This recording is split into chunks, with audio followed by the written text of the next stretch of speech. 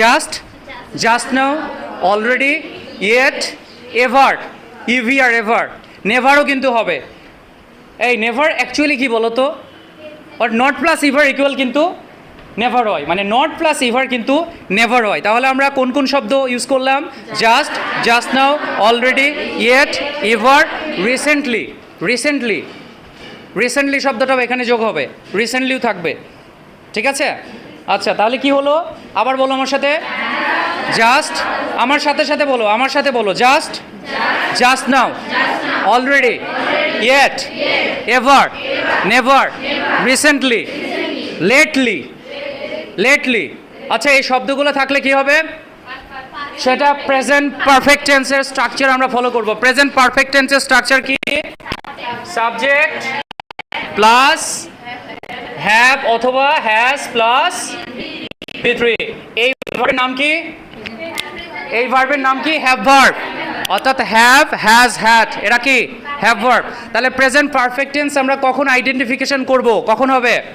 যখন সেন্টেন্সের মধ্যে আমার সাথে সাথে please just, just now, already, yet, ever, recently এই শব্দগুলো যদি থাকে, ঠিক আছে, তাহলে সেটা অবশ্যই প্রেজেন্ট পারফেক্ট টেন্সের স্ট্রাকচার ফলো করব।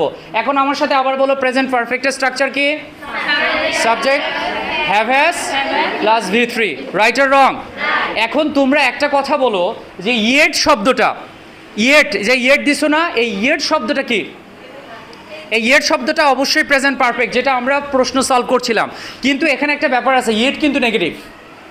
ইয়েট নেগেটিভ সেন্টেন্স ইউজ হয়, কথাটা নোট করো প্লিজ। লেখো, ইয়েট নেগেটিভ সেন্টেন্সে ব্যবহার হয়, কথাটা নোট করো। ইয়েট নেগেটিভ সেন্টেন্সে ব্যবহার হয়।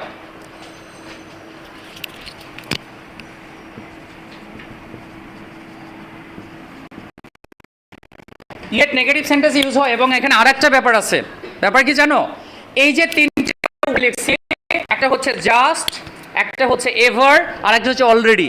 এই তিনটা শব্দ যখন তুমি প্রেজেন্ট পারফেক্টে ইউজ করবা, তখন সাবজেক্ট এবং মেইন ভার্ব বা প্রিন্সিপাল ভার্বের মাঝখানে ইউজ করবা। বোঝাতে পেরেছি? যেমন আমরা এক্সাম্পল হিসেবে অনেক এক্সাম্পল দিতে পারি, যে have you ever, have you ever মানে এভারটা আসছে না, have you ever been to Cox's Bazar. খেয়াল করো, বিন হচ্ছে মেইন ভার্ব, আর এখানে হ্যাভ হচ্ছে অক্সিলারি। এটা কিন্তু মাঝখানে আছে, এভার শব্দটা মাঝখানে আছে। অর্থাৎ এখানে দুইটা তথ্য আমরা পেলাম, নোট পেলাম, এক্সট্রা নোট। সেটা কি? একটা হচ্ছে ইয়েট কোথায় থাকবে?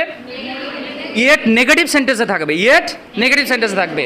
আর জাস্ট, এভার এবং অলরেডি এরা কোথায়? এরা কোথায় থাকবে?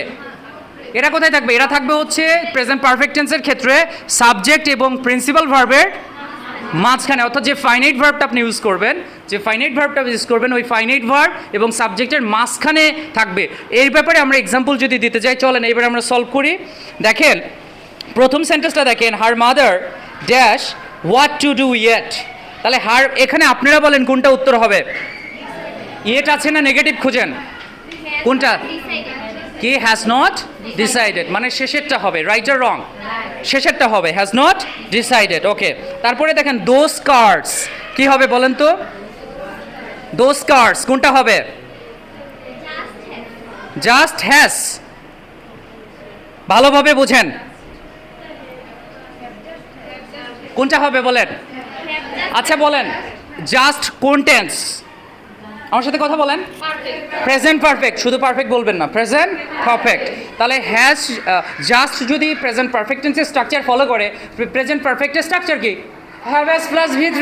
তাহলে এখানে প্রথম হ্যাভ কোথায় আছে এটা খোঁজেন। অপশানে প্রথম হ্যাভ কোথায় আছে? অপশানে প্রথম হ্যাভ আছে হচ্ছে কোথায়? দিতে। তারপরে বলেছিলাম জাস্ট শব্দটা এমন একটা শব্দ যে কিনা প্রিন্সিপাল এবং অক্সিলারির মাঝখানে বসবে, রাইট আর রং? তাহলে দেখেন এখানে জাস্ট মাঝখানে আছে এবং ভার্বের ভি3 হচ্ছে হ্যাড। হ্যাড কার ভি3 বলেন তো? হ্যাড হচ্ছে হ্যাভের ভি3। বুঝতে পেরেছেন নাকি? ক্লিয়ার? ক্লিয়ার কি? আচ্ছা ঠিক আছে, থ্যাংক ইউ। এ প্লাস দাঁড়াও, বলো আমরা কি শিখলাম এই এই যে এই রুল থেকে, এই ফর্মুলা থেকে, এই ফর্মেট থেকে আমরা কি শিখছি? Just, just now, already, yet, ever, never এগুলো থাকলে প্রেজেন্ট পারফেক্ট টেন্স হবে। নেভার মূলত কি?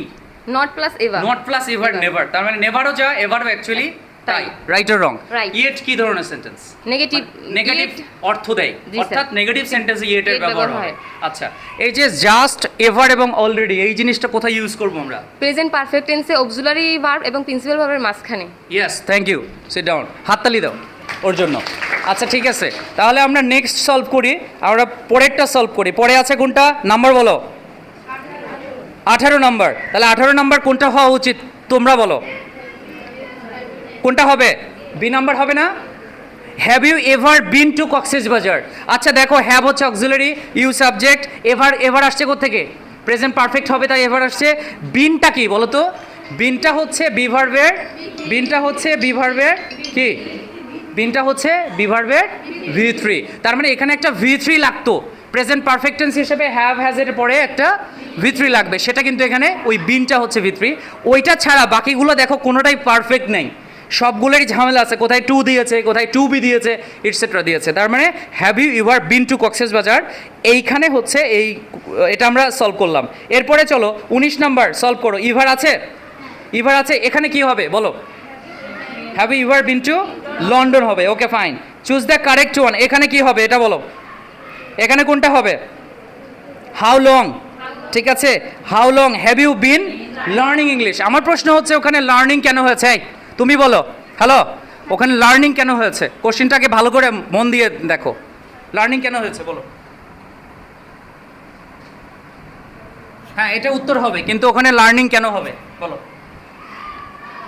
জানা নেই না। আচ্ছা ঠিক আছে বসো তুমি জানো হ্যাঁ কি বলো একটা সেন্টেন্সে দুইটা ফাইনিট ভার্ব থাকতে পারে না হ্যাঁ। এর জন্য শেষের সাবজেক্টের সাথে টু বা আইএনজি যুক্ত করে ইনফিনিটিভ করতে হয়। শিখছেন কবে স্যার আপনারা ক্লাস আমার ক্লাস থেকে লাস্ট ক্লাসগুলোতে আমি আলোচনা করেছি বারবার বসেন থ্যাংক ইউ ওর জন্য হাততালি দেন তার মানে হচ্ছে একটা সিম্পল সেন্টেন্স বলেন আর যে ধরনের সেন্টেন্সই বলেন কেন ওই সেন্টেন্সের মধ্যে যদি পাশাপাশি বা একটা সেন্টেন্সের মধ্যে দুইটা ফাইনাইট থাকতে পারে না তাহলে যদি আর একটা ভার্ব চলে আসে তাহলে ওটাকে আমরা ফাইনাইট হিসেবে রাখতে পারি না অনেকগুলো ওয়ে আছে নন ফাইনাইট করার তবে মোস্ট ইফেক্টিভ ওয়ে দুইটা একটা হচ্ছে 2+V1 আর একটা হচ্ছে ভার্ব প্লাস আইএনজি তবে রাইট ফর্ম ভার্বসের ক্ষেত্রে যেহেতু কিছু শব্দ মেনটেন করা হয় সো এই ক্ষেত্রে ভার্ব প্লাস আইএনজির ক্ষেত্রটাই বেশি আমরা ফলো করে থাকি তাহলে ঠিক আছে এটাও আমরা সলভ করেছি পরের 22 নম্বরটা আপনারা পরের 21 নম্বরটা আপনারা সলভ করেন বলেন কোনটা হবে উত্তর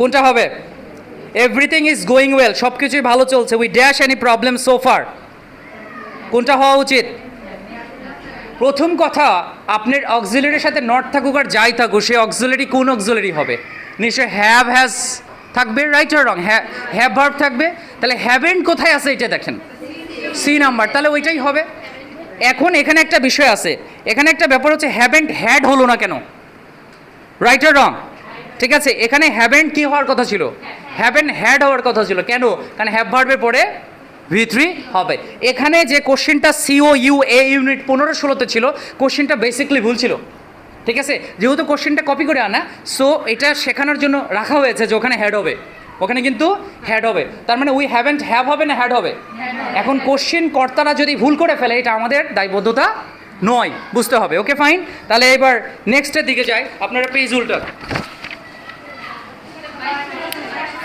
22 আছে না ওকে 22 নাম্বার কি জাস্ট নাও হবে কোনটা বলেন হ্যাজ গন হবে উত্তর আপনারা পেয়ে গেছেন ওকে ঠিক আছে পরেরটাই চলেন